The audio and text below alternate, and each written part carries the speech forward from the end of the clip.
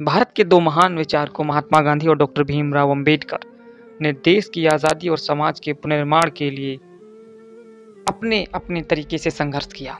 लेकिन क्या उनके विचार और दृष्टिकोण एक जैसे थे, या उनके बीच वैचारिक टकराव ने भारतीय समाज की दिशा को नई धारा दी? आइए जानते हैं। गांधी और अंबेडकर के विचारों के संघर्ष संवाद भारत निर्माण के उनके दृष्टिकोण को गहराई से। गांधी और अंबेडकर वैचारिक संघर्ष और भारत निर्माण के अलग रास्ते। जय भीम साथियों। मोहनदास करमचंद गांधी 2 अक्टूबर सन 1869, 30 जनवरी सन 1948 की जिस व्यक्तित्व से निरंतर वैचारिक राजनीतिक नैतिक टकराहट होती रही, उस व्यक्ति का नाम डॉक्टर भीमराव अंबेडकर। 14 अप्रैल सन 1851, 6 दिसंबर 1956 दोनों के पास भारत के भविष्य के भारत के निर्माण का एक मुकम्मल स्वप्न था, जिसके प्रति दोनों पूरी तरह प्रतिबद्ध थे।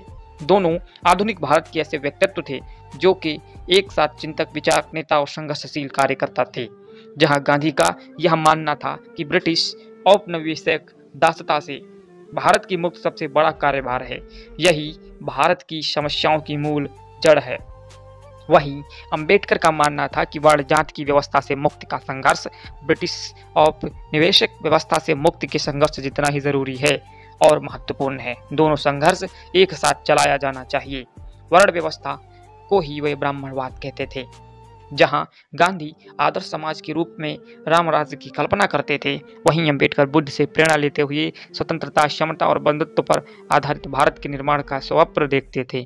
दोनों नैतिक प्रेरणा के लिए धर्म की आवश्यकता महसूस करते थे, लेकिन जहां अन्य धर्मों को सम्मान देते हुए गांधी हिंदू धर्म को अपने नैतिक प्रेरणा का स्रोत मानते थे, वहीं अंबेडकर हिंदू धर्म को पूर्णतया खारिज करते थे।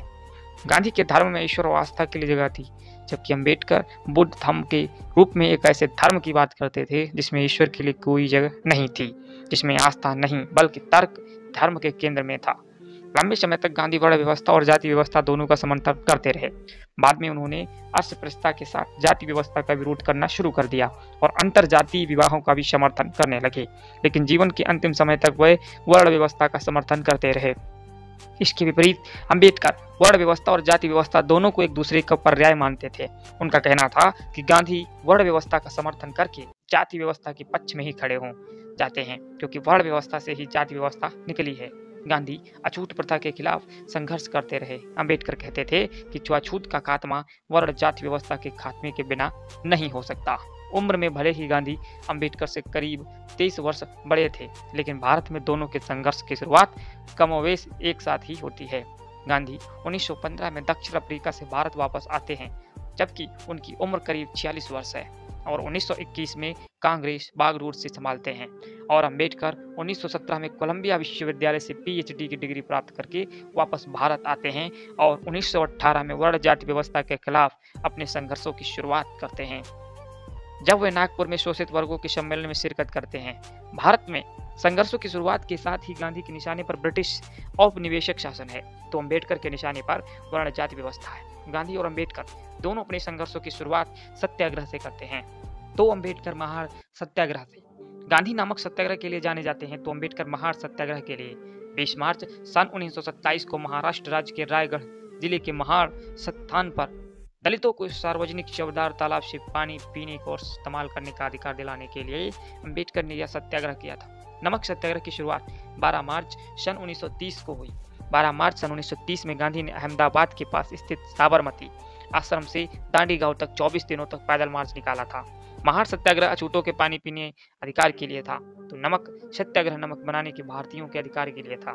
महार सत्याग्रह हजारों वर्षों की वर्ण जाति श्रेष्ठता को चुनौती था, तो नमक सत्याग्रह ब्रिटिश समाज के लिए चुनौती था। महार सत्याग्रह के साथ ही अंबेडकर और गांधी के बीच वैचारिक संघर्षों की मुखर शुरुआत हो जाती है। गांधी महार सत्याग्रह को दुराग्रह कहकर उसकी आलोचना करते हैं।